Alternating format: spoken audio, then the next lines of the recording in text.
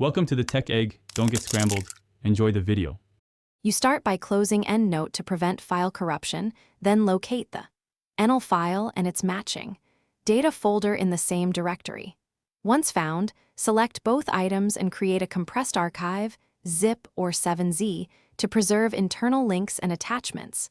Make sure the archive name clearly identifies the library.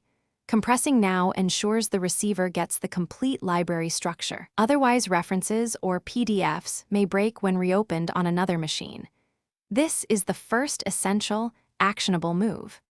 Once you have the ZIP file, check your email provider's attachment size limit and attempt to direct attach if it fits. If the archive exceeds the limit, upload the ZIP to a reliable cloud service and share a link with edit or view permissions as needed. In the message body, tell the recipient the Endnote version and quick steps to unzip and open the ENL file. Make sure to warn them to keep the data folder next to the ENL after extraction. To finish, instruct the recipient to download, unzip, and open the ENL file in Endnote. Ask them to confirm success.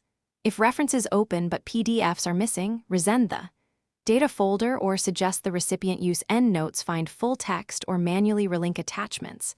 If the library won't open, create a compressed library with files from File Compressed Library before sending. This rebuilds links. One troubleshooting tip: if corrupt.